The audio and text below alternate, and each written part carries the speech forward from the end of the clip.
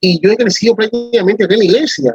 Que yo tenga razón, de los 4 o 5 años, 5 años estoy acá en la iglesia, ¿verdad? Desde muy pequeño. Y siempre cuando escuchaba yo predicar, siempre cuando escuchaba yo los estudios bíblicos, a veces escuchaba a los maestros que leían un texto bíblico y después salían y decían, pero el griego, ¿verdad?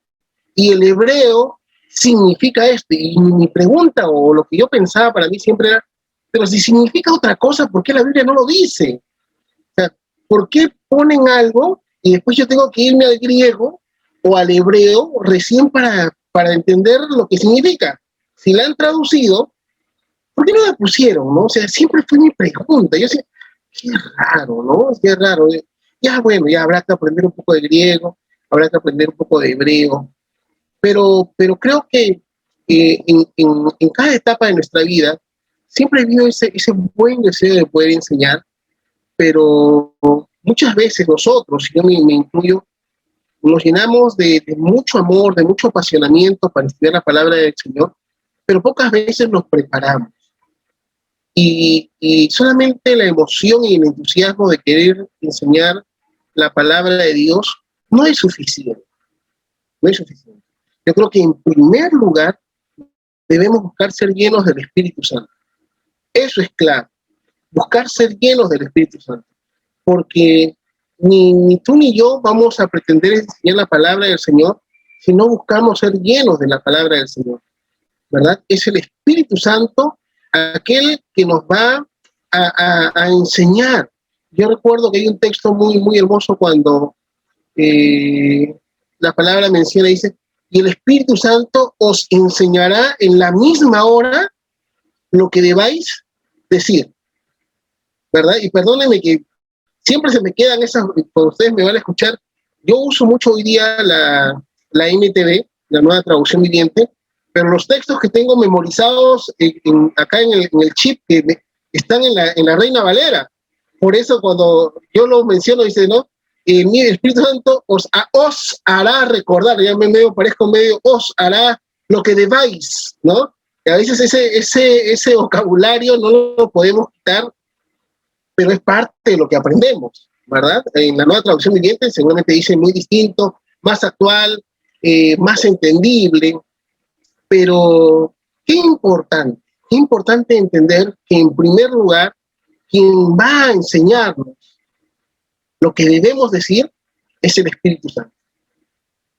O sea, no es que terminamos de estudiar este o otros cursos de estudio bíblico y ya decimos, wow, ya estoy capacitado, ¿verdad? Ya soy un maestro, soy un teólogo, una teóloga, así que yo puedo dar clases. Seguramente podremos hacerlo, pero quien realmente nos va a enseñar lo que debemos decir es el Espíritu Santo.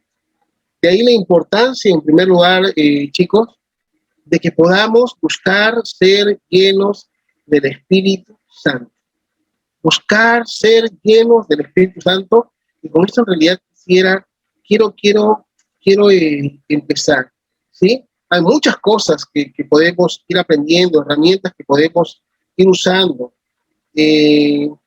Hasta hoy, y bueno, somos 2, 4, 6, 7. Mira, queridos chicos, ¿ahí se me escucha? Sí, pastor, se escucha bien. Gracias, Eli, gracias. Ya. Yo hubiera querido, pero ¿para qué evitarlo, no? Hay que hacerlo. Tomar una evaluación. ¿Qué es el método inductivo?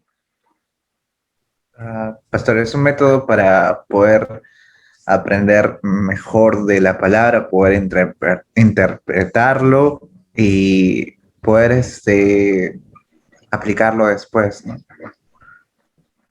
Excelente, Jeffrey, sí, excelente. Muy bien. ¿Qué más? ¿Quién más tiene un concepto? ¿Qué es el método inductivo? Yo recuerdo que más o menos era interpretar la Biblia en base a la Biblia, ¿no? Solo recurrir a la Biblia para responder las preguntas que nos hagamos. Sí, está muy, muy, muy bueno, ¿verdad? El método inductivo también, al igual como lo mencionaba Jeffrey y ahora también Eli, usa como punto de referencia principal la propia Biblia. La propia Biblia. Ese es el método inductivo. ¿Quién más? ¿Quién más recuerda qué es el método inductivo? Por ejemplo, yo lo tengo aquí en uno de los primeros materiales. El método inductivo es aquel que extrae las realidades del pasaje, que toma en cuenta el contexto inmediato, anterior y posterior, el contexto del libro y, por supuesto, el contexto de toda la Biblia, ¿verdad? No deja nada a un lado, sino que considera todo el consejo de Dios, ya que, como vimos, realmente creemos que la Escritura es inspirada por Dios. Ahora, también el método inductivo es un proceso, y bien como lo decía Jeffrey también en ese tiempo, vamos a ir aprendiendo, como lo hemos hecho hasta ahora, el tema de la observación, ya hemos aprendido un poco hasta ahorita qué es la interpretación, y vamos a ir terminando con lo que es aplicación. Pero eso es el método inductivo. Ahora, yo les hago una pregunta. ¿Alguno de ustedes ha aplicado un poco, no sé, en devocionales o en los temas que están desarrollando en casa, algo del método inductivo? Sí, pastor, para poder Sí. hacer un tema, quizás primero investigar cuál es el contexto, ¿no? Para poder entender. Claro, qué hermoso, ¿verdad? Qué hermoso indagar en un texto bíblico, ¿no? Yo, gracias a Dios, hay algo que sí, y esto se va aprendiendo con el tiempo. Todo texto que me toca leer, eh, lo trato de ver de manera inductiva. Trato de primero observar lo que dice el texto. No sé si ustedes incluso se han dado cuenta, eh, por ejemplo, esta herramienta, la última vez que me tocó predicar, gracias a Dios, que predicamos acerca del perdón, hablábamos de Génesis, el capítulo 45, pero para poder llegar a Génesis capítulo 45, tuvimos que leer desde el capítulo 37, ¿verdad? Todo lo que había pasado José, 37, 38, 39, 40, 41, para recién llegar al contexto y que todos juntos podamos entender por qué José dice lo que está diciendo, ¿verdad? Entonces, el método inductivo es muy, muy, muy importante.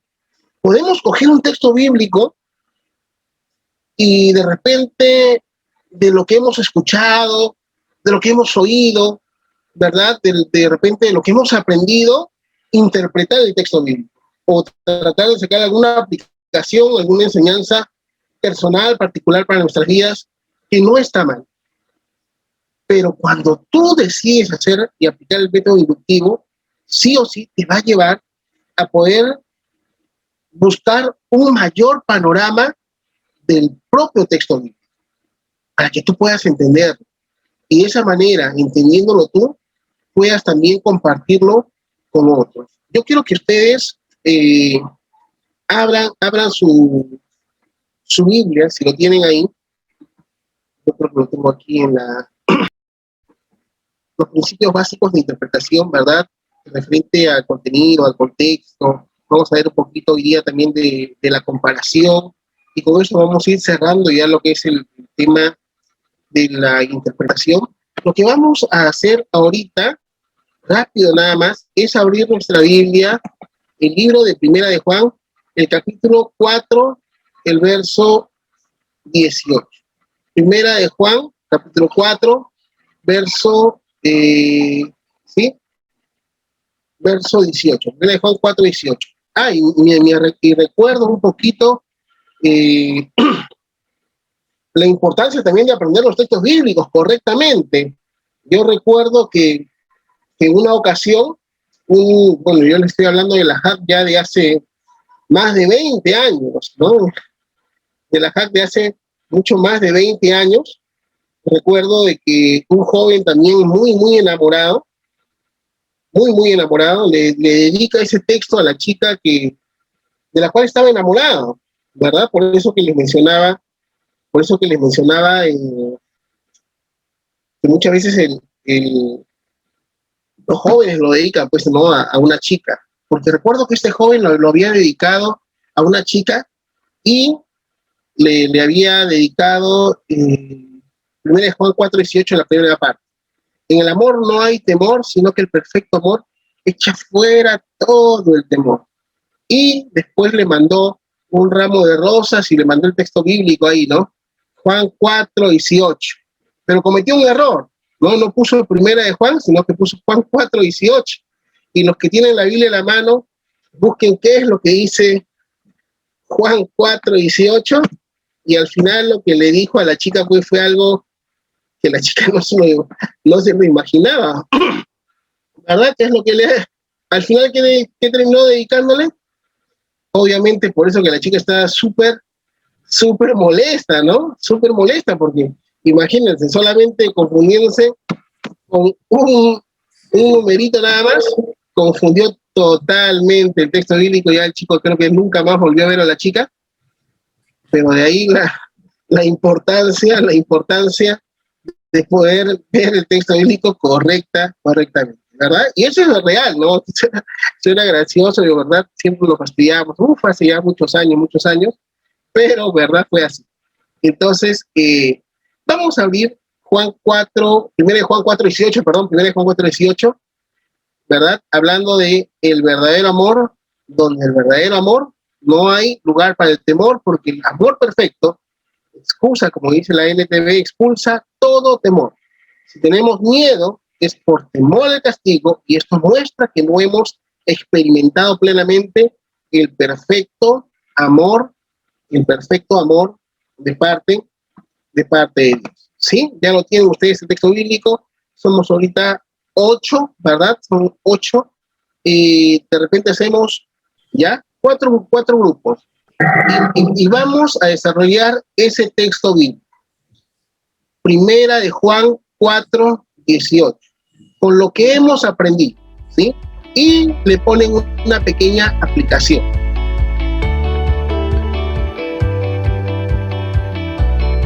Listo, ¿ya volvieron todos? A ver, chicas, voluntarias o voluntarios. ¿Quién desea empezar? Ahora, tienen que exponer los dos, ¿ya? Los dos. De repente uno hace la observación y el otro hace la interpretación. Ah, ya, Jeffrey. Jeffrey ha levantado su mano. Un valiente. Ya, pastor, yo hago la observación y Andy va a hacer la interpretación. ¿Pero le avisaste, Andy? Estamos organizados, pastor. Ya. Ah, ya, está bien, no todo está fríamente calculado. Ya, vamos, Jeffrey. ¿Te podemos ver? ¿O te imagino, pues? Ya, a ver. Ya. Ya. Grande, Jeffrey. Bueno, en primer lugar, el que le escribió la epístola es Juan el apóstol, y estaba como que destinado a comunidades cristianas o iglesias de Asia Menor.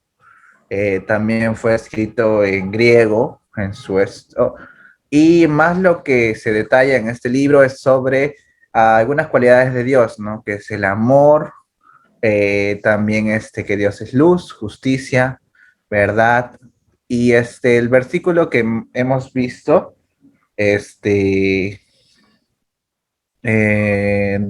detalla más sobre esa cualidad de Dios, ¿no? Y le doy pase a mi compañero Andy para interpretar.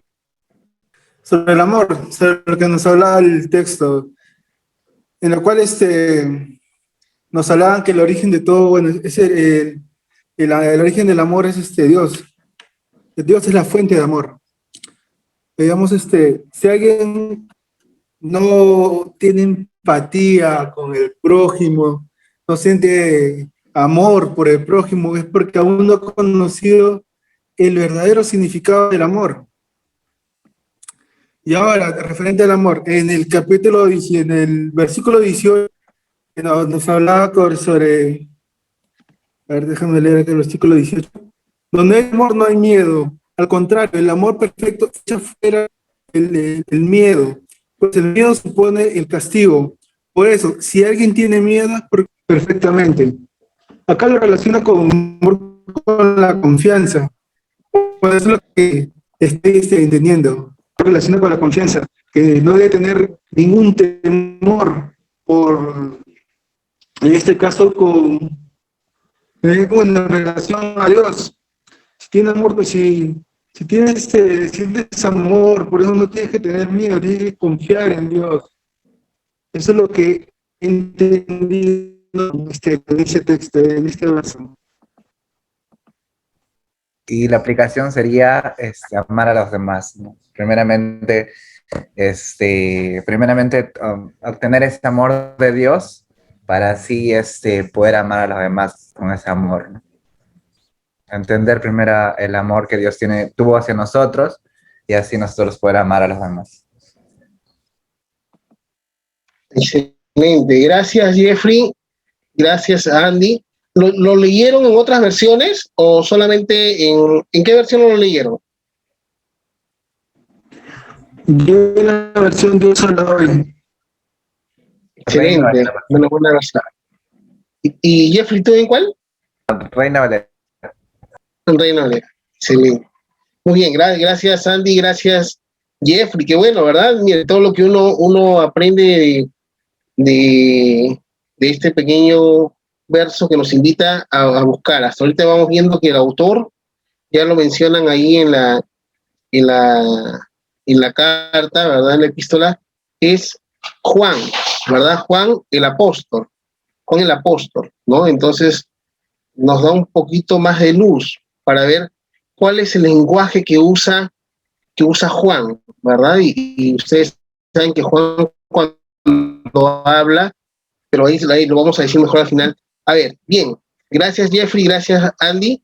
¿Quién más? A ver, voluntarios. Jeffrey y Andy fueron voluntarios. ¿Quién más? ¿Quién más podría en este tiempo? Ahí está. Eli, ¿verdad? Eli, estuviste con Cindy, ¿no? Sí, pastor. Listo. Vamos, chicas. Adelante.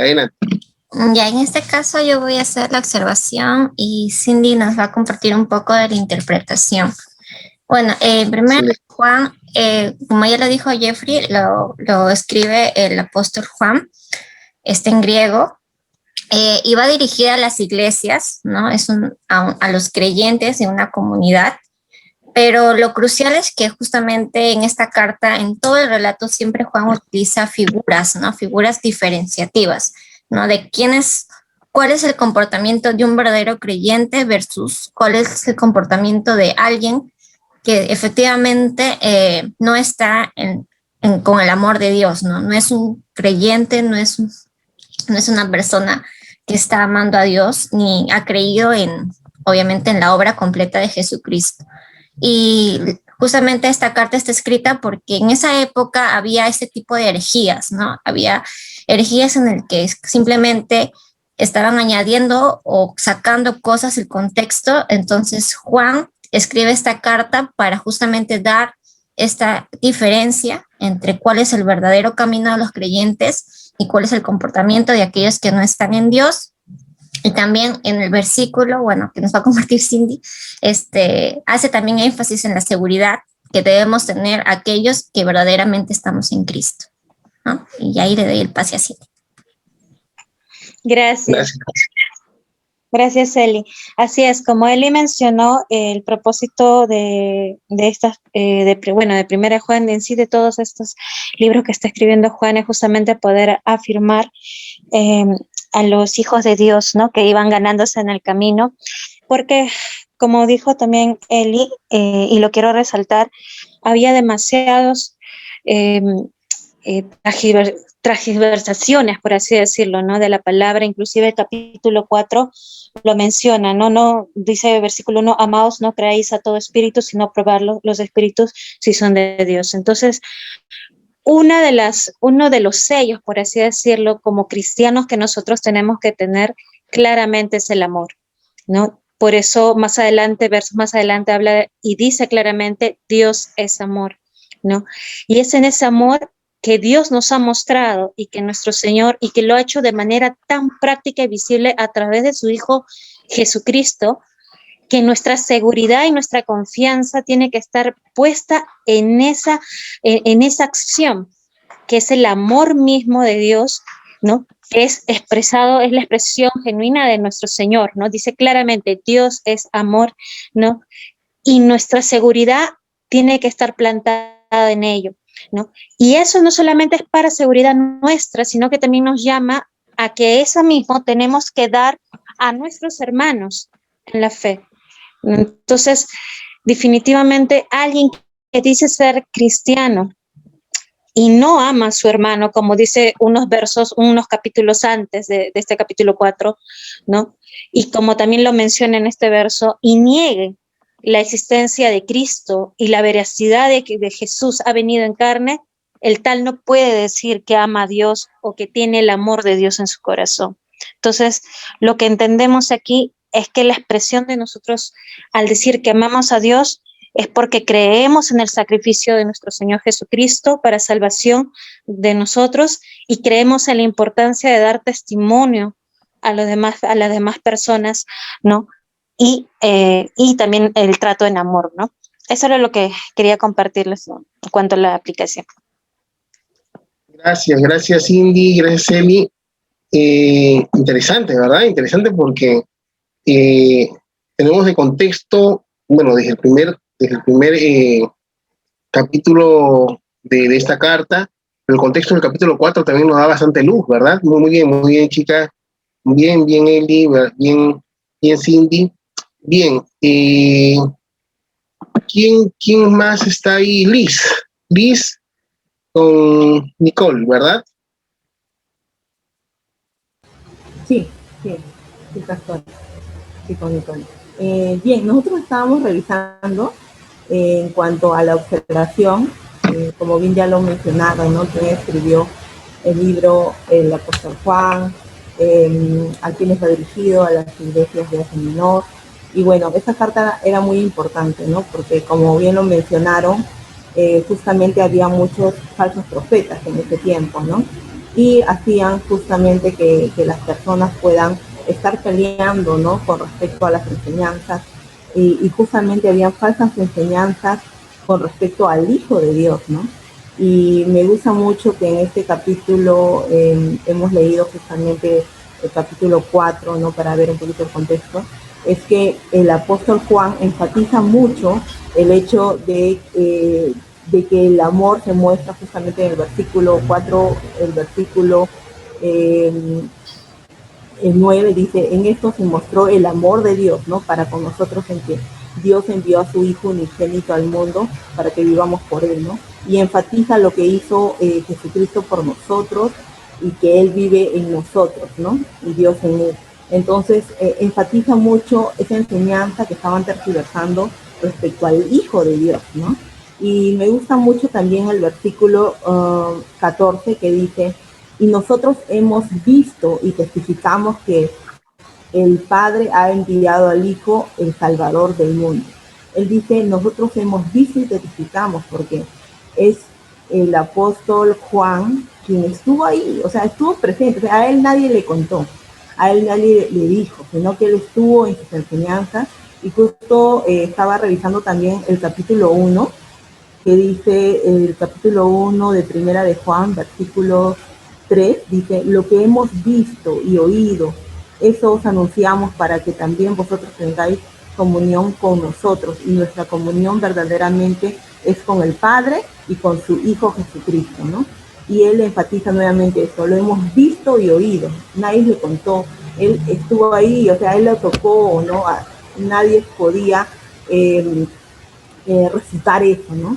Y eso es lo que enfatiza justamente a estas iglesias, ¿no?, para que tengan en cuenta de que Jesucristo es real y que no se dejen llevar justamente por estas falsas enseñanzas que estaban difundiendo estos falsos profetas.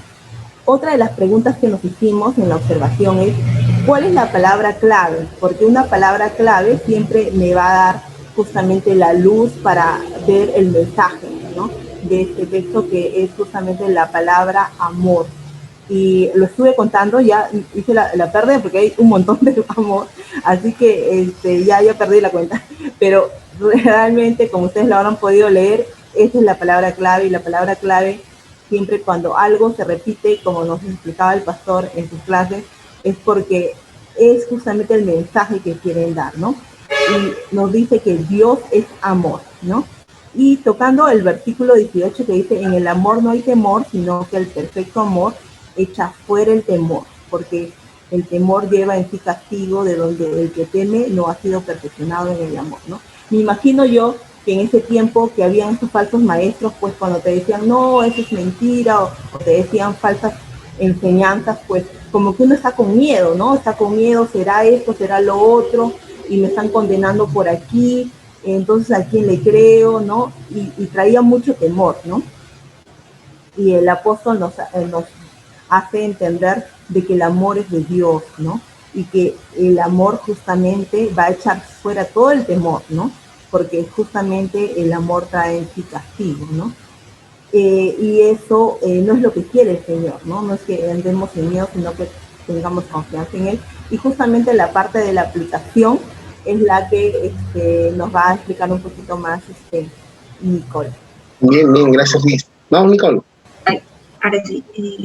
Sí, bueno, como le explicó hace unos momentos Liz, lo que es la observación y todo lo que hemos tenido en cuenta, hemos podido llevar a la aplicación de que si la palabra amor significa Dios, entonces si es que nosotros vamos a amar a Dios por el temor de ser castigados, no estamos perfeccionados en el amor.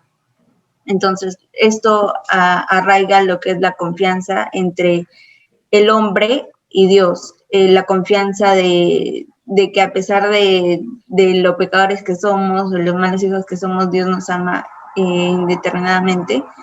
Y como humanos, obviamente, sentimos temor a muchas cosas, ¿no? El mismo temor de ser contagiados ahora actualmente, pero el que realmente ama y está puesta, y tiene esa confianza puesta en el Señor, en Dios, que es amor, pues no va a afanarse por esas cosas, ¿no? Por los afanes de la vida, sino que va a estar centrado que Dios está con él y va a poner su entera confianza en él. Amén. Amén. Gracias, chicas. Gracias, Liz. Gracias, Nicole. Muy bueno, que me alegro mucho, ¿verdad? Bien, chicos, muy bueno lo que ustedes han sacado, ¿verdad? El hecho de poder ver, empezó ahí Jeffrey con Andy, recordándonos que la carta dirigida a las iglesias de Asia Menor, interesante, ¿verdad?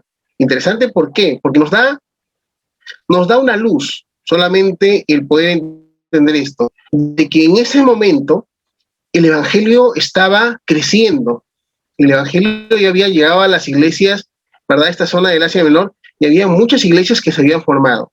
Nos da otra luz el texto bíblico a raíz de esta pequeña indagación en la observación referente al destinatario, de que estas iglesias estaban pasando momentos difíciles, como lo mencionaron también, ¿verdad? Cindy, Eli, eran iglesias que estaban pasando momentos difíciles, claro que sí. ¿Qué momentos difíciles estaban pasando? Habían la aparición de falsos maestros. Estaban enseñando otras cosas y el apóstol Juan ve necesario, como ustedes lo han mencionado, como una obligación de parte de él, como padre espiritual, porque ustedes saben que el apóstol Juan era muy paterno, ¿verdad? Si indagamos un poquito quién era Juan, que también es muy bueno en la etapa de observación, al ver quién es el autor, es Juan, pero también quién era Juan, ¿verdad? Juan, el discípulo amado, alguien que había estado así, en un contacto tan cercano como Jesús. Jesús tenía un grupo de 12, pero de ese grupo de 12 habían 3, y de esos 3 había uno que siempre estaba con él, y ese era Juan. Y ese Juan es el que se recostaba al lado del Señor. Ese discípulo amado es el que escribe esta carta. Y él tiene un lenguaje muy particular, porque el lenguaje que usa Juan es un lenguaje muy paterno. Ustedes van a después recordar que incluso en estas epístolas él se dirige a la iglesia como hijitos míos, ¿verdad? ¿Se acuerdan esas frases? Él es muy paternal, él es muy papá, ¿verdad? Para con la iglesia. Entonces, estaba muy preocupado por esto, como ustedes bien lo han mencionado. La palabra clave resalta, ¿verdad? Qué bueno, ahí también Liz con Nicole lo contaron, muchas veces se repite, incluso en diferentes versiones, se sigue repitiendo la palabra clave que es el amor. Y entonces podemos estudiar, como bien lo dijo Cindy, ¿verdad? También en ese tiempo, ahí con Eli, de que el mismo capítulo 4 menciona algo importante, y es lo que, para pasar esto, pero qué buen trabajo el que ustedes han hecho, chicos, ¿verdad? Aún miren, ¿qué es lo que dice el capítulo 4? El capítulo 4, que es el que tenemos ahí. El contexto es el que ustedes han visto. Cómo descubrir a los falsos profetas. Se había levantado mucha gente que decía venir de parte de Dios a traer un mensaje para la iglesia, pero que eran falsos profetas, ¿verdad? Eran falsos profetas.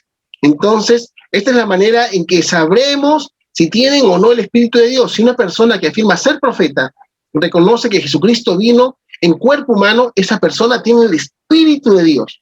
Pero si alguno afirma ser profeta y no reconoce la verdad acerca de Jesús, aquella persona no es de Dios. Miren, y solamente en esa sola afirmación de Juan, uno se da cuenta cuál era el mensaje de estos falsos profetas.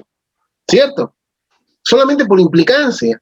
¿Qué es lo que pasa? La forma de probarlos era si es que ellos reconocían de que Jesús había venido en cuerpo, esa persona tiene el Espíritu de Dios. Estos falsos maestros decían de que Jesús, o estos gnósticos de este tiempo, afirmaban que Jesús no había venido en cuerpo, ¿verdad? Y al no venir en cuerpo Jesús, entonces no moría en la cruz por nuestros pecados. Miren hasta dónde llegaban las falsas enseñanzas que habían invadido a la iglesia.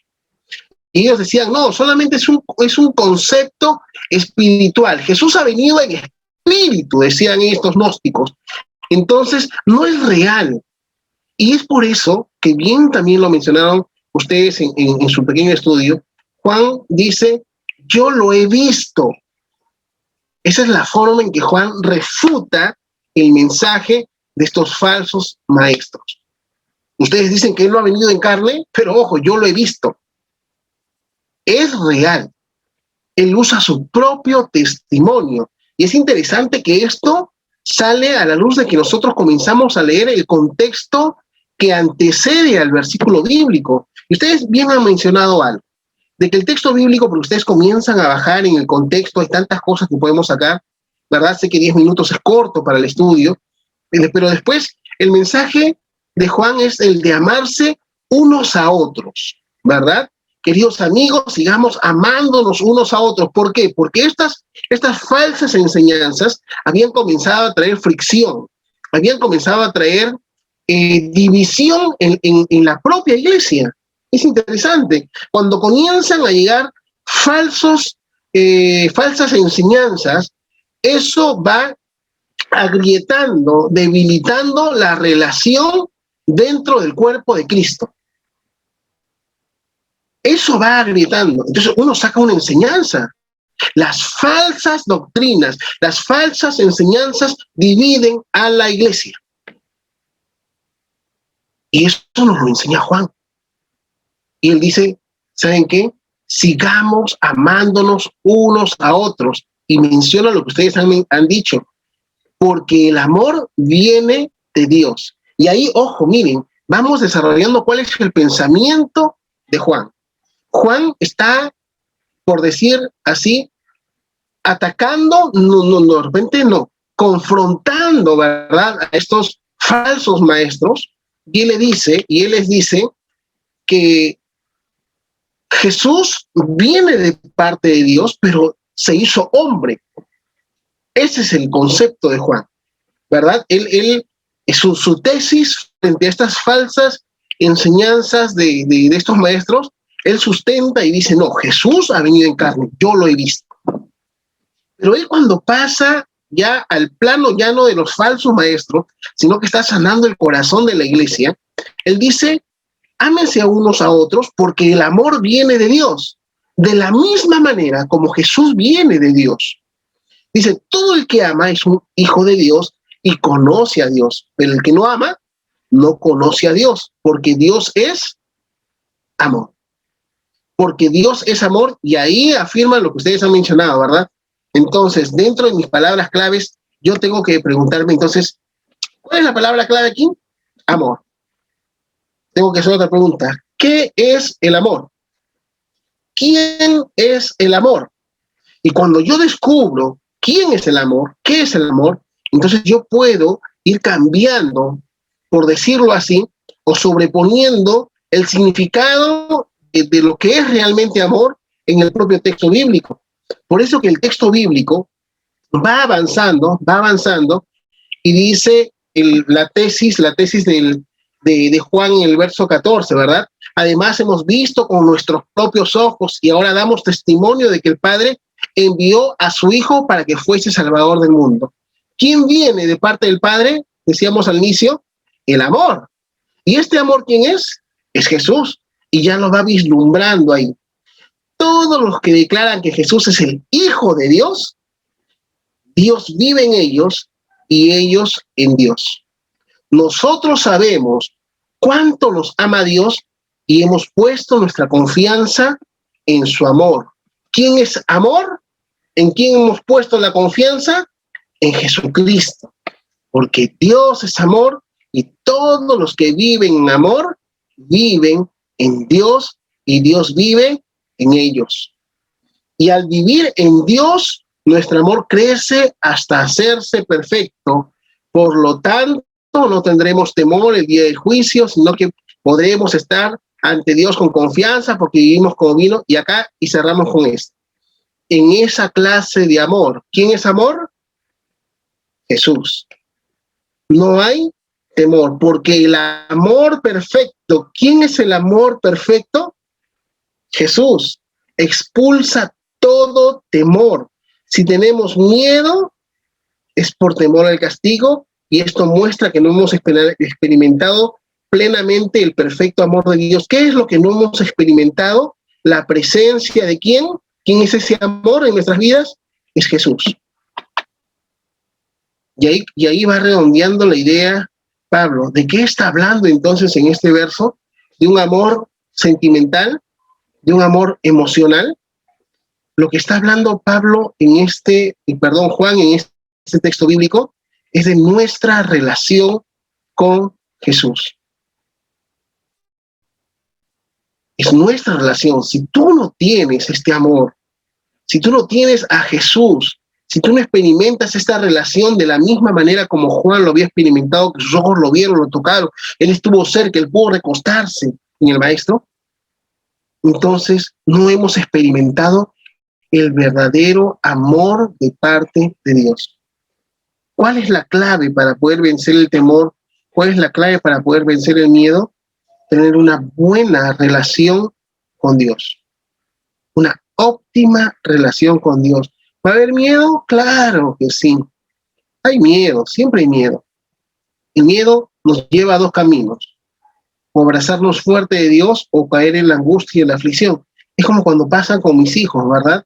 Mis hijos le tienen miedo a los perros. Y eso lo sacaron de mí, creo, porque yo también le tengo un miedo a los perros, ¿verdad? Pero yo voy a la calle con mis hijos y mis hijos ven un perro y se abrazan rápidamente de mí. ¿Tienen miedo? Sí.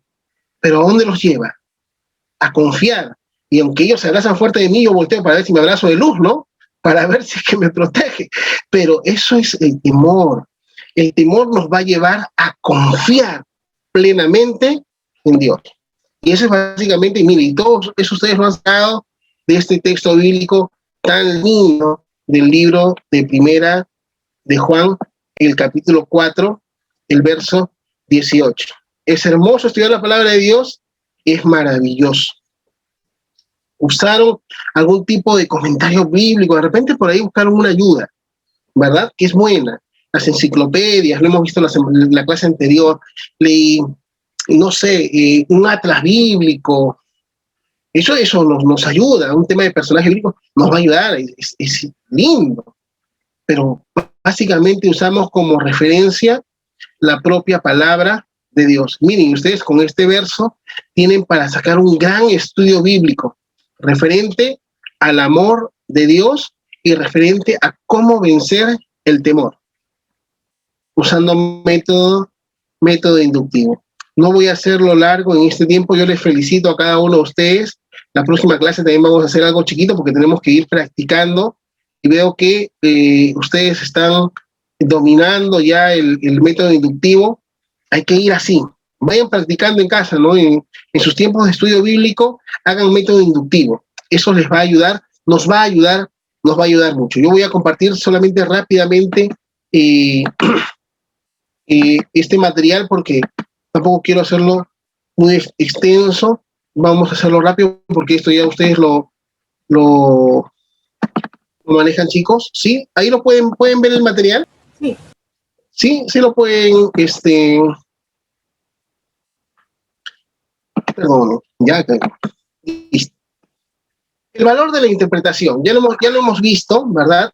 Ya lo hemos estado viendo en la clase pasada, hemos hablado, ¿verdad? De estos géneros de las parábolas, de la poesía, de los proverbios, de los libros proféticos. Cada uno de ellos tiene un lenguaje distinto, ¿verdad?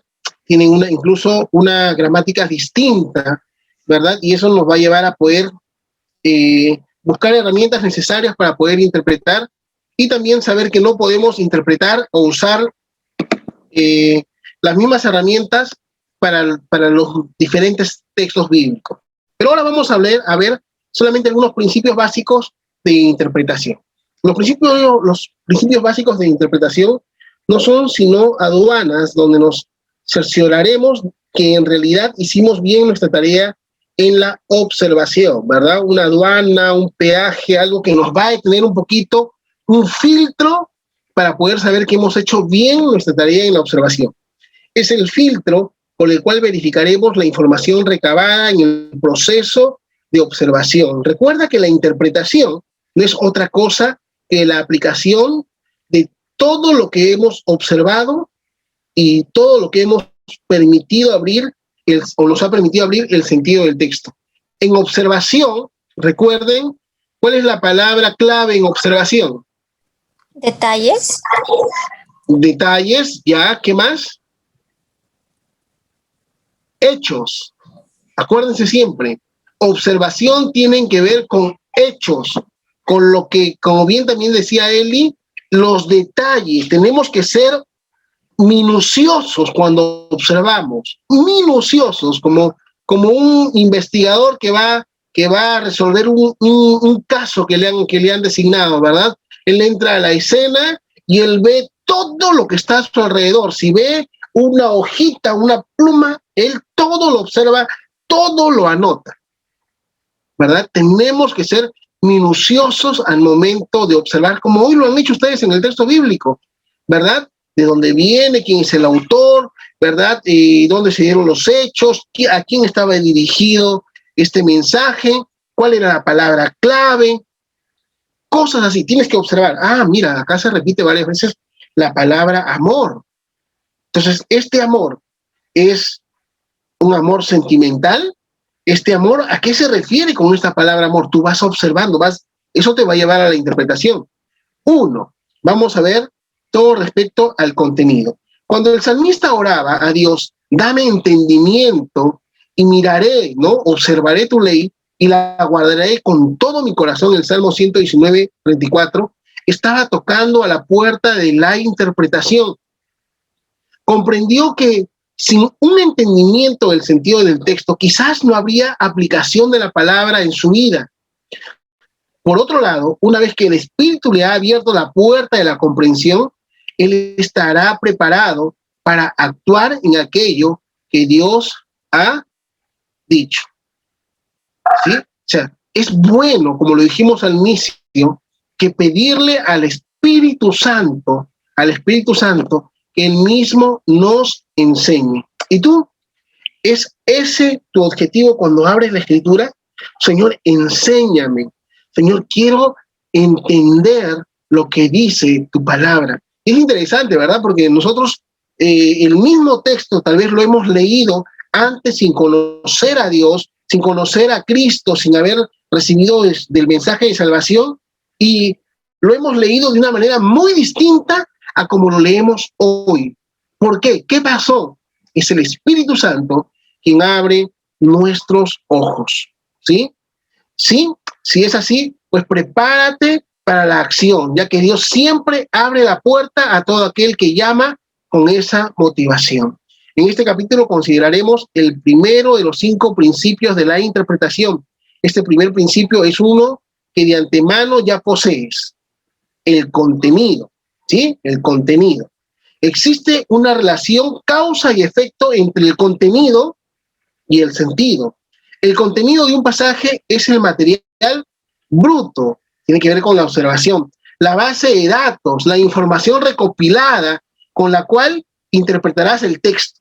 Y por causa de su trabajo, de tu trabajo de observación, tienes ya una idea de cómo determinar el contenido de un pasaje. Recuerda, has considerado los términos, la escritura, la forma literaria, la atmósfera. ¿Te acuerdas cuál era la atmósfera? ¿Cómo lo escribió? ¿Qué es lo que estaba viviendo? Saber de repente si es que estaba triste el autor, si estaba contento.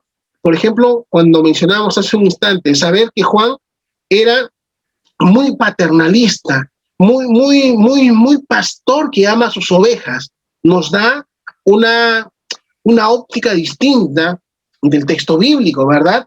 Es importante. Has elaborado hasta ahora una serie de preguntas penetrantes como una cuña en la roca, tales como quién, qué, cómo, por qué, dónde, cuándo. Es lo que tú has aplicado ahora en el texto bíblico. En pocas palabras, has bombardeado el texto con una variedad de estrategias con el objetivo de obtener respuestas a la pregunta ¿qué veo? Esa es la gran pregunta de la etapa de la observación. ¿Qué veo? ¿Qué es lo que estoy viendo? ¿Verdad? Si has hecho bien tu tarea, como lo han hecho ustedes hace un instante, has descubierto el contenido del pasaje. En otras palabras, sabes lo que el autor está diciendo, como lo mencionábamos nosotros. ¿Cuál era el contenido? ¿Qué era lo que quería hacer Juan? Quería dar esa tesis, ese argumento frente a las falsas doctrinas, a las falsas enseñanzas, y quería restaurar el corazón de la iglesia, porque producto de estos falsos maestros, la iglesia había comenzado a agrietarse en su relación unos con otros.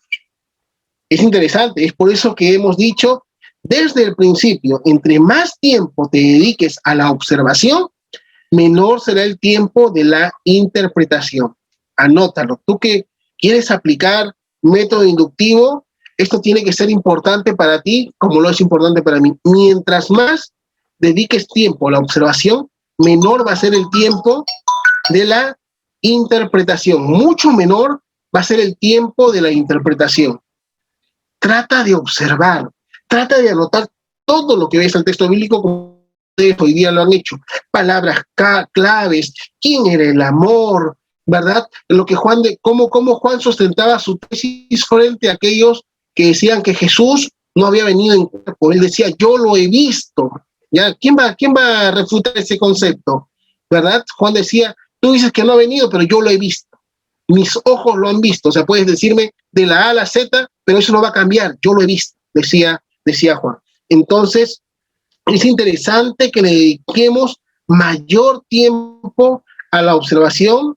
Dice, en todo caso, esto hará que sea más exacto el resultado al momento de interpretar. A menor tiempo en la observación, mayor será tu tiempo en la interpretación y menos exacto será el resultado. O sea, si es que tú le dedicas menos tiempo a la observación, dice, bueno, ya vi, ABC acá habla del amor, listo, del amor y ya, listo. Entonces, no, te vas a demorar más.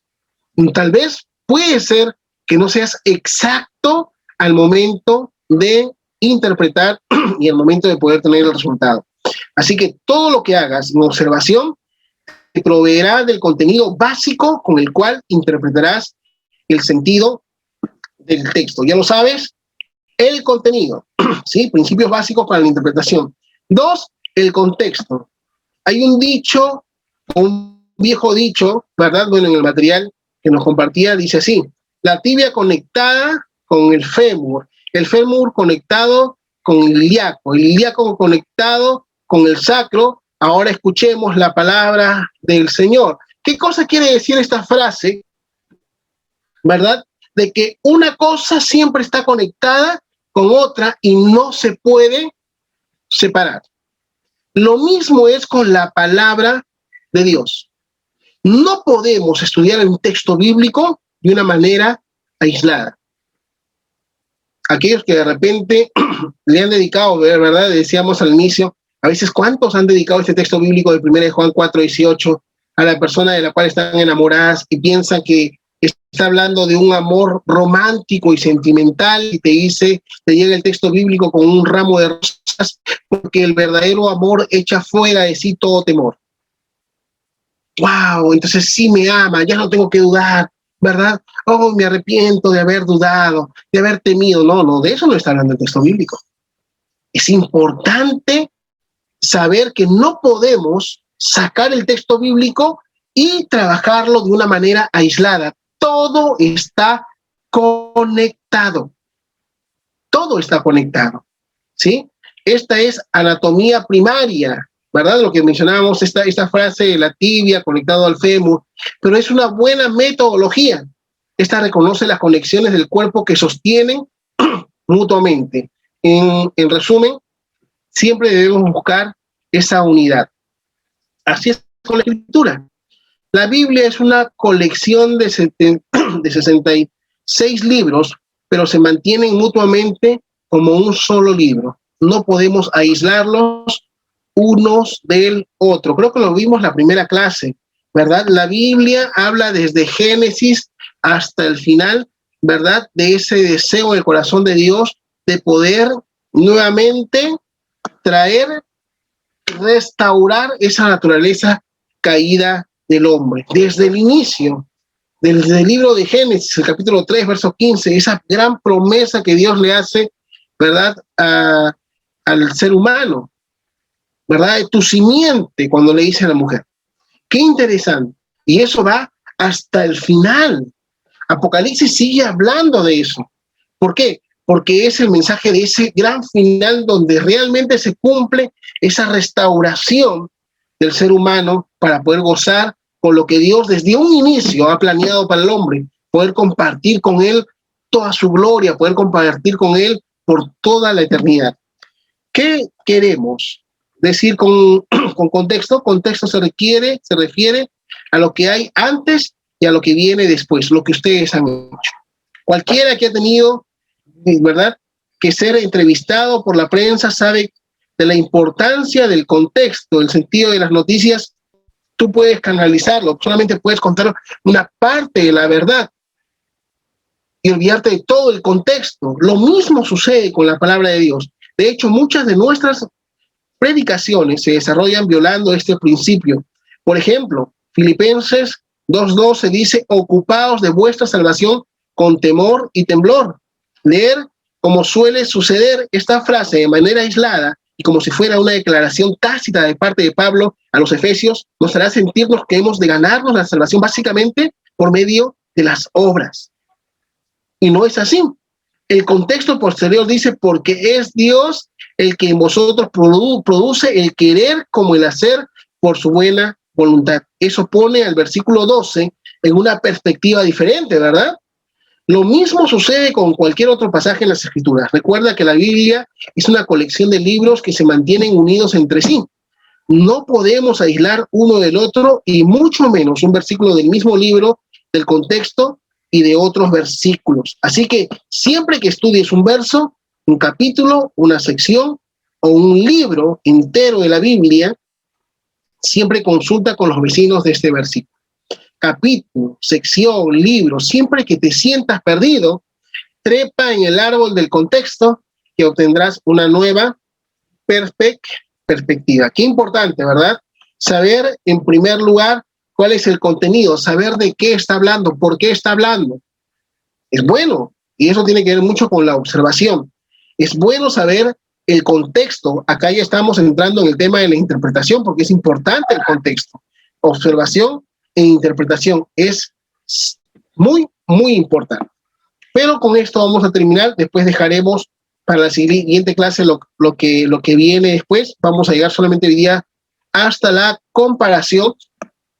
Igual le vamos a mandar el material completo para que lo puedan leer ahí en casa, y la próxima semana haremos un nuevo ejercicio. Ahora en adelante, todo vamos a ir haciendo todas las semanas un pequeño ejercicio, lo exponemos y vamos aplicando ya método inductivo, ¿verdad? Para poder ir familiarizándonos con esto. La comparación. Todos estamos familiarizados con la Reforma Protestante. Una de sus declaraciones era: sola Escritura.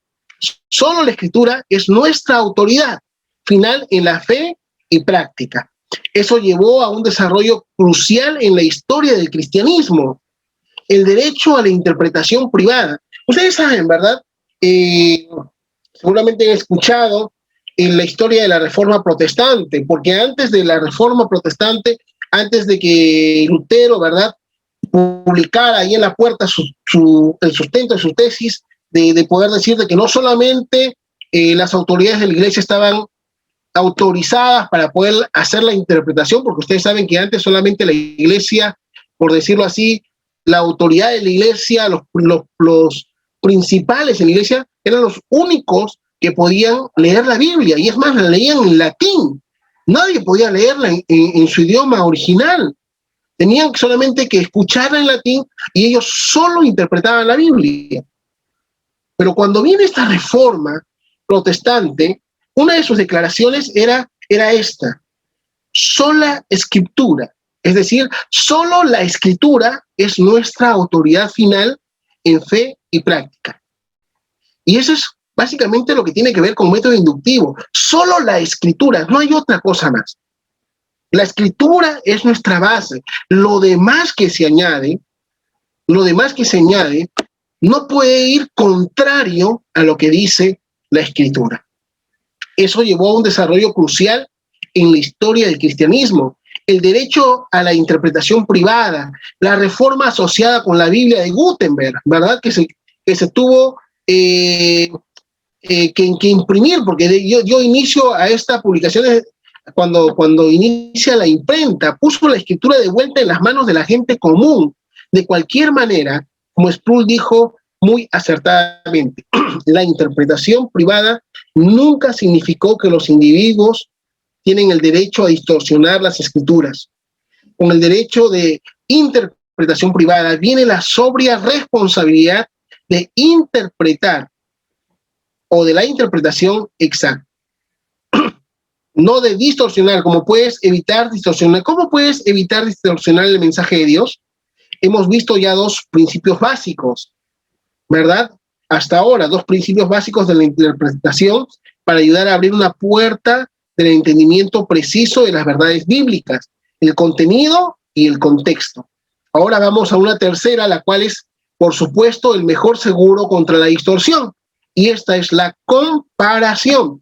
En la comparación, dice, cotejaremos la Escritura ¿con quién? Con la Escritura. No vamos a compararlo con otro libro, no vamos a ver lo que dice la Biblia, está de acuerdo con lo que dijo el pastor, lo que dice la Biblia está de acuerdo con lo que dice, ¿verdad?, este pensamiento de este libro. No. Nosotros comparamos la Biblia con la Biblia porque la Biblia es nuestra máxima autoridad.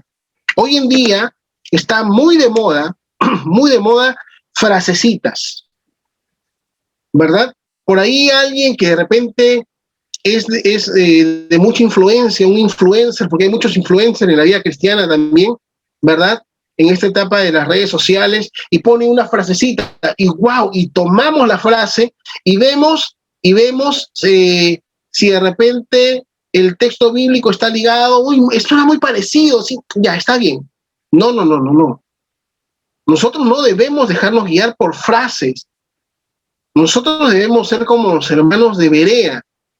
Ustedes saben quiénes eran los hermanos de Berea. Dice que el apóstol Pablo fue a predicar a Berea, y cuando él predicaba la Biblia, los hermanos de Berea estaban ahí con sus Biblias, no sé si con sus celulares, como nosotros hoy de repente lo podemos hacer, pero ellos estaban ahí con sus pergaminos, con sus papiros, con la forma como ellos tenían las profecías en ese tiempo, y ellos verificaban si lo que el apóstol Pablo decía iba acorde con las escrituras.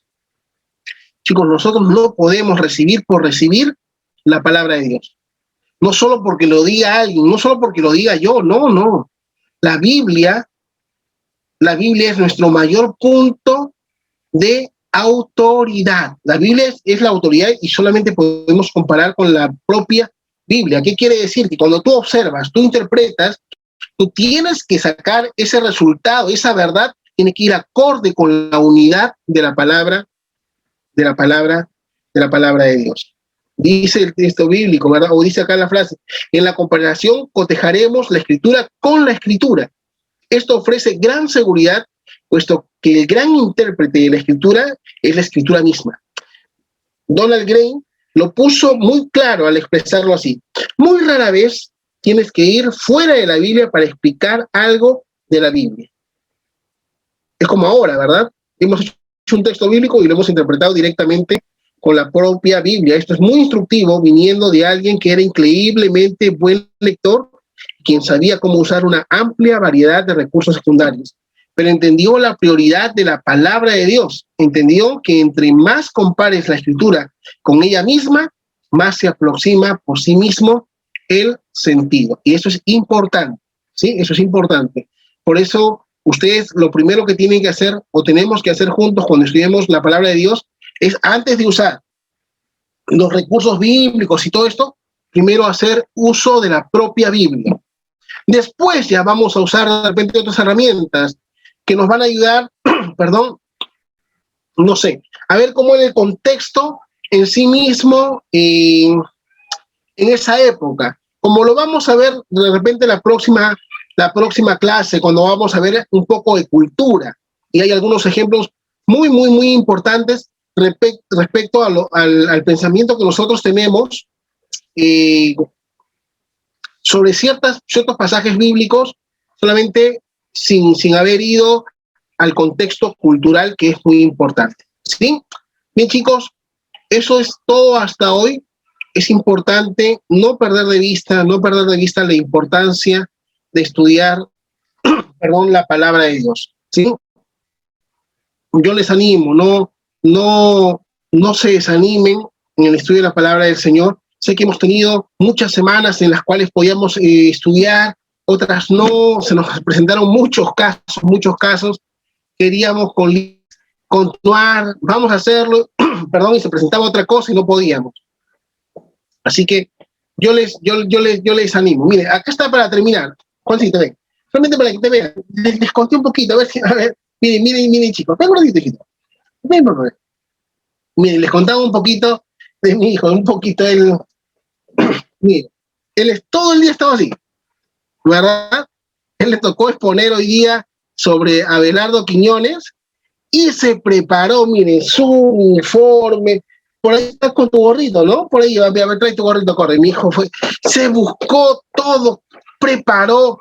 Chicos, cuando nosotros queremos exponer la palabra de Dios, tenemos que prepararnos. Tenemos que prepararnos. ¿Sí? Eso requiere tiempo. Yo lo he visto en la vida de Juan, de mi hijo.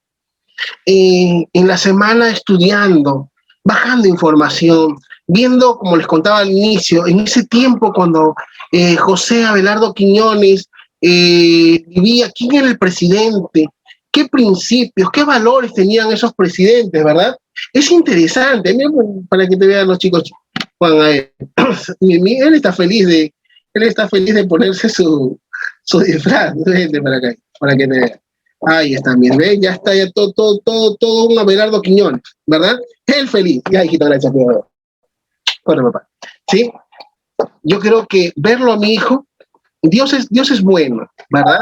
Porque verlo en el día a día te anima a poder prepararte. Yo lo veía a Juan y decía, uy, qué importante es poder prepararte. Ya me animaba, ¿verdad? Y decía, la próxima vez que me toque predicar, si me toca de predicar de Juan el Bautista, saldré pues vestido así con pieles, ¿verdad? Como comiendo langosta, que no sé qué voy a hacer.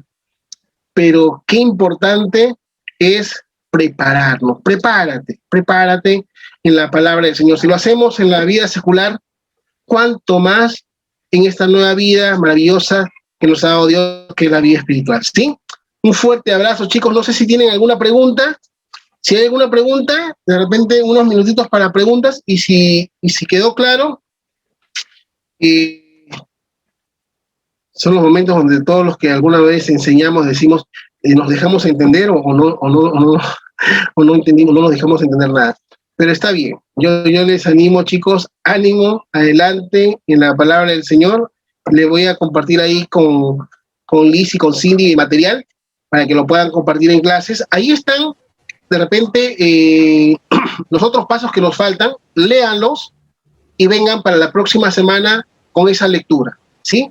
Y prepárense, animen a otros chicos estos ejercicios de aplicar el método inductivo previo de la clase nos va a ayudar a recordar, ¿sí? Así no te voy a decir, no, es que ya falté ya 2, 3 clases, no, añádete nada más, ¿verdad? Porque todos vamos a recordar nuevamente, ¿sí? Ese es el deseo de nuestro corazón. Que Dios les bendiga. ¿Algo más?